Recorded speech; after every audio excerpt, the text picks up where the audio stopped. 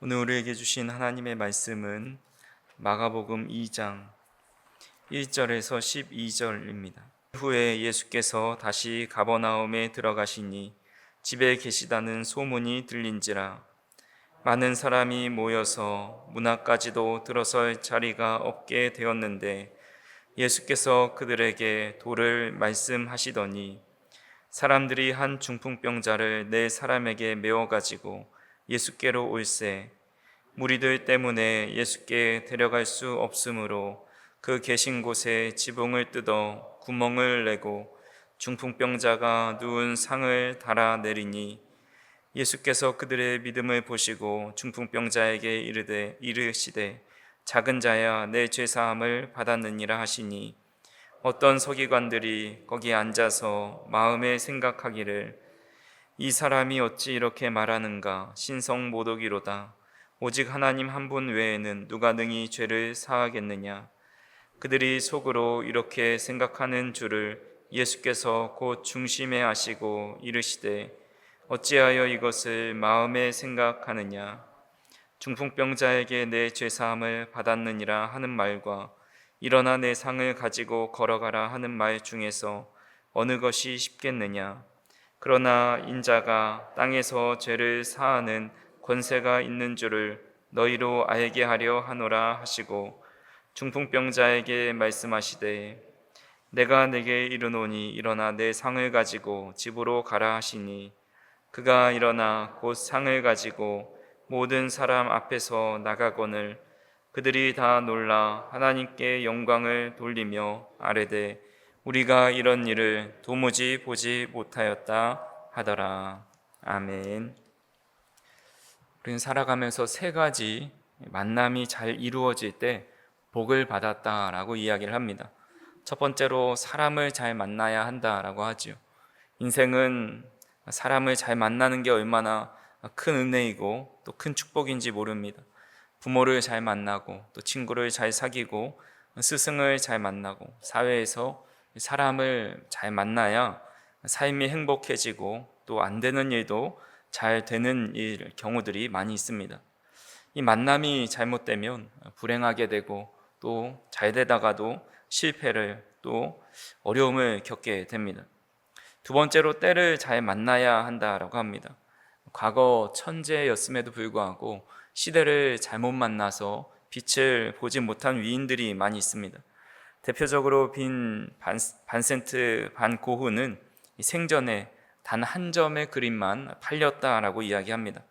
그는 정신질환에 시달렸고 가난에 고통받았습니다. 그의 독특한 화풍은 당시 사람들에게 외면받았지만 사후에 아주 위대한 화가로 남게 되었습니다. 소크라테스도 당대에 그의 사상이 받아들여지지 못한 철학자입니다. 아테네 시민들로부터 젊은이들을 타락시킨다면서 결국 사약을 먹고 죽임을 당했습니다. 마지막으로 하나님을 잘 만나야 복이 있다라고 합니다. 하나님을 만나고 인생이 변화되지 않은 사람이 없지요.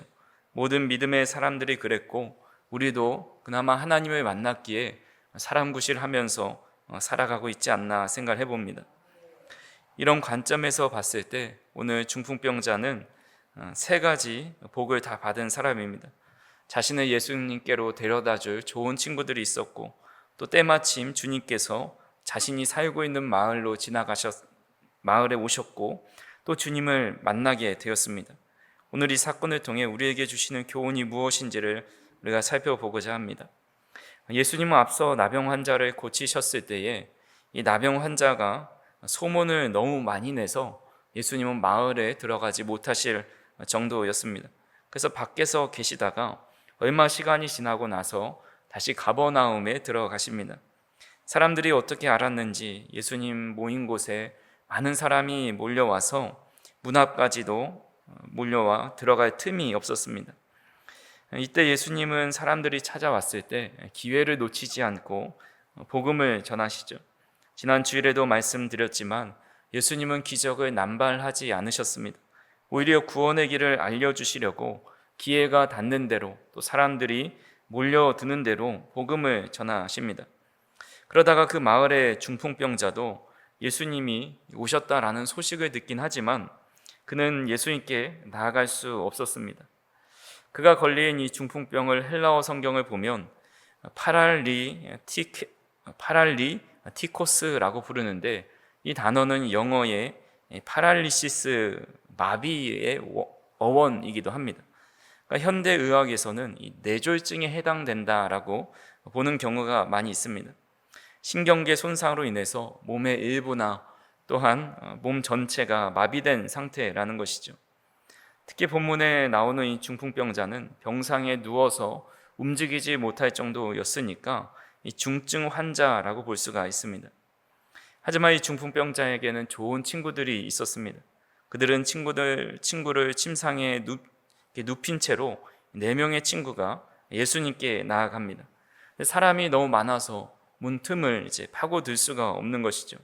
그래서 그들이 한 가지 아이디어를 낸 것이 이 지붕을 뜯고 또 그 틈으로 침상째 중풍병자를 내려서 예수님 앞에 이렇게 딱 놓이는 것이었습니다.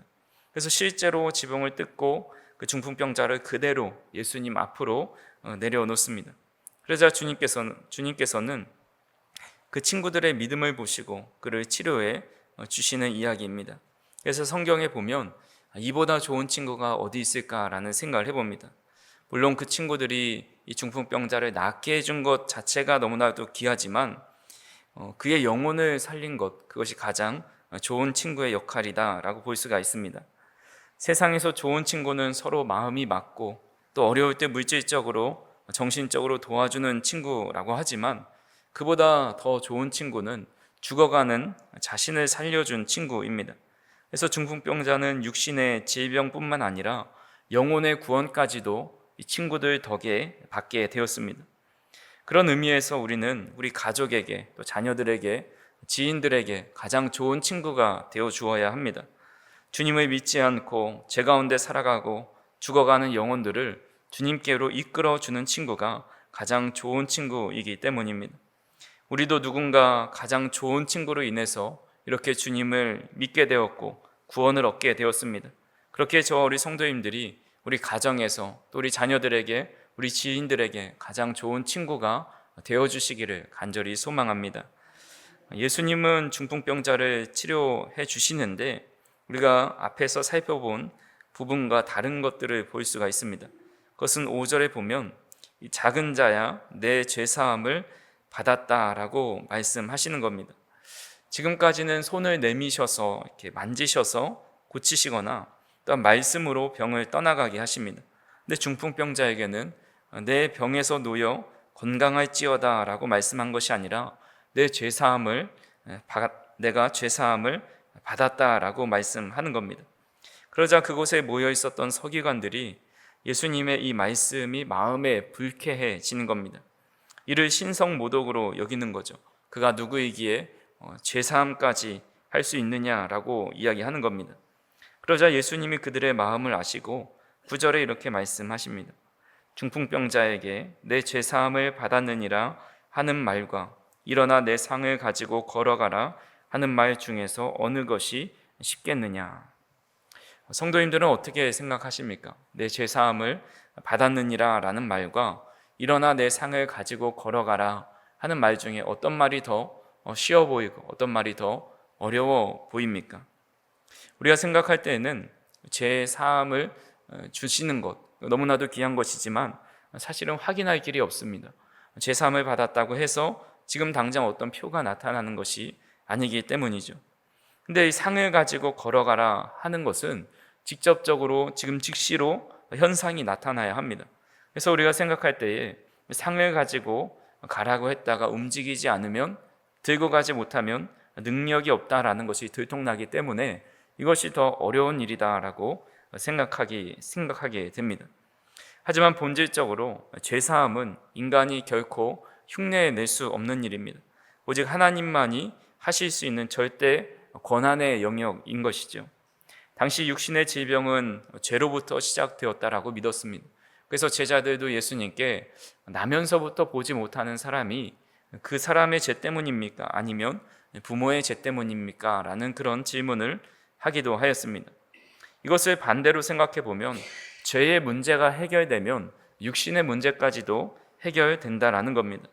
그래서 주님은 죄사함을 받았다 말씀하시면서 그 죄사함으로 그친 것이 아니라 그의 중풍병을 회복시켜 주심으로써 죄사함 받았을 때 그의 육신까지도 회복된다라는 것을 알려주고 있습니다.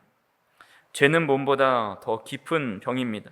아무리 육신이 멀쩡해도 죄가 있으면 구원에 이를 수 없고, 아무리 육신이 불편하여도 죄가 사함받으면 구원을 받을 수 있습니다. 때론 우리의 육신의 연약함 또 삶의 문제로 인해서 주님을 찾아가 낫기를 구할 때가 있습니다. 반대로 너무 평안하고 하는 일마다 잘 돼서 주님을 찾아오지 않을 때가 있습니다. 어느 자리가 더 복된 자리라고 생각하십니까? 물론 모든 일도 잘 되고 주님을 잘 찾는 자리라면 더할 나위가 없겠죠. 하지만 우리의 인생은 이론대로 생각대로 되지 않습니다. 두 개 중에 한 개의 상황이 찾아올 때가 더 많이 있고, 편안할 때 주님을 찾지 않을 때가 더 많이 있는 겁니다. 마태복음 18장 8절에서 9절에 예수님께서 이렇게 말씀하십니다. 만일 내 손이나 내 발이 너를 범죄하게 하거든 찍어 내버리라. 장애인이나 다리 저는 자로 영생에 들어가는 것이 두 손과 두 발을 가지고 영원한 불에 던져지는 것보다 나으니라. 만일 내 눈이 너를 범죄하게 하거든 빼어내버리라. 한 눈으로 영생에 들어가는 것이 두 눈을 가지고 지옥불에 던져지는 것보다 나으니라 라고 말씀합니다. 우리 육체가 아무리 건강하다 할지라도 결국 죄를 해결하지 못하면 영원한 불에 던져질 수밖에 없습니다. 반면에 육체가 온전하지 못하더라 할지라도 죄사함을 받는다면 우리는 영생에 들어가는 은혜를 얻게 됩니다. 그러니까 무엇이 더 복된 것인지를 우리는 알 수 있게 된다라는 겁니다. 오늘 우리는 이 말씀을 통해서 내가 진짜 해결받아야 할 병이 무엇인가를 한번 생각해 보시기를 바랍니다. 우리의 삶의 문제, 또 육신의 고통, 물질의 부족, 또 관계의 어려움을 해결받기 위해서 주님을 찾지만 정작 주님을 찾아야 할 문제는 우리의 영혼의 병, 또 죄의 문제가 우선 되어야 한다라는 겁니다. 예수님께서 이 땅에 오신 이유는 병을 고치기 위함이 아니십니다. 죄인을 구원하러 오셨습니다. 그래서 예수님께서 내 죄사함을 받았다라는 선언은 우리의 영혼을 구하실 뿐만 아니라 그 영혼 구원이 육체의 구원까지도 이룰 수 있게 되는 기적을 낳는 말씀이다라는 겁니다. 그렇게 오늘 우리는 특별한 기도 제목이 없다 할지라도 주님께 나아가야 합니다. 요즘에 날씨가 너무 더워서 조금만 걸어도 땀이 나고 금세 씻고 나와도 또다시 땀이 납니다. 그래서 조금만 지나도 땀이 나고 몸이 더러워지고 냄새가 나는 것 같이 우리의 영혼도 아무리 회개한다 하여도 하루가 지나지 않아 또다시 금세 땀이 나고 냄새가 나고 더러운 모습으로 돌아가기 쉽습니다. 그래서 우리는 늘 특별한 제목이 없더라도 우리의 영혼의 깨끗함과 죄사함을 위해서 날마다 주님께로 나아가야 한다라는 겁니다. 사지는 멀쩡해도 늘 우리의 영혼은 중풍병자처럼 원하는 대로 움직이지 못하고 늘 누워있고요, 또 죄 가운데 거할 때가 많이 있습니다.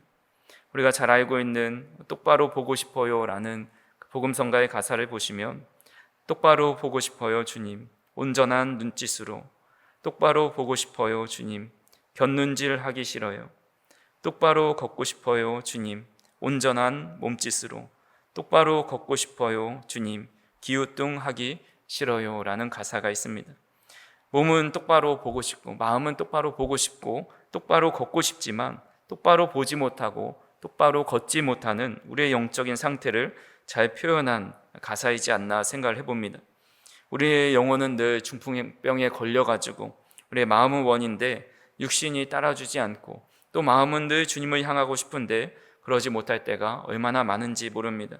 그때마다 우리가 우리의 연약함을 주님께 가지고 나아갈 때에 주님께서는 우리에게 내 죄사함을 받았느니라 일어나 내 상을 가지고 집으로 가라 말씀해 주실 것입니다. 그래서 우리가 원하는 대로 또 우리의 영혼이 바라는 대로 움직이고 또 주님 앞에 나아갈 수 있게 된다라는 겁니다. 그래서 간절히 바라기는 주님께서 내 죄사함을 받았느니라 일어나 내 상을 가지고 집으로 가라 라는 이 말씀이 우리 성도인들의 삶 가운데 실제가 되실 수 있는 은혜가 있기를 간절히 소망합니다. 기도하시겠습니다. 사랑과 은혜가 풍성하신 하나님, 오늘도 무더운 날씨 속에서 때로는 밤잠을 설치면서도 우리가 주님 앞에 나와 이 시간 엎드리며 또 주님의 은혜를 간구할 수 있도록 인도하여 주시니 감사를 드립니다. 우리는 때로는 사지는 멀쩡하지만 우리의 영혼은 누워버린 중풍병자와 같을 때가 많이 있음을 고백합니다. 죄의 무게로 움직이지 못하고 신앙의 게으름으로 눕기만 하던 우리를 말씀으로 깨우시고 다시금 주님 앞에 들려오게 하신 그 은혜에 감사를 드립니다. 오늘도 우리가 주님 앞에 온전히 나아가길 원합니다. 우리의 죄를 용서하여 주시고 우리의 영혼을 고쳐 주옵소서. 우리의 삶에 찾아온 고난도 있지만 때로는 깊은 병이 바로 우리의 죄임을 고백하면서 근본적인 우리의 영혼의 문제를 해결해 주시고 또 우리의 삶의 여러 문제들도 우리의 영혼의 문제가 해결됨으로 인해서 모든 문제 또한 함께 해결받을 수 있는 은혜가 있을 수 있도록 인도하여 주시옵소서. 오늘도 기도하는 이 시간을 통해서 주님의 긍휼을 얻는 시간 되게 하여 주시고 우리의 기도의 제목들이 하나님 안에서 선하게 응답될 수 있도록 인도하여 주옵소서. 일상을 살아가신 우리 성도님들 어디에서 무엇을 하든지 늘 하나님의 긍휼을 얻게 하여 주시고 주님께서 함께 하여 주셔서 무더위에 지치고 피곤치 않도록 인도하여 주옵소서. 예수님의 이름으로 기도하옵나이다. 아멘.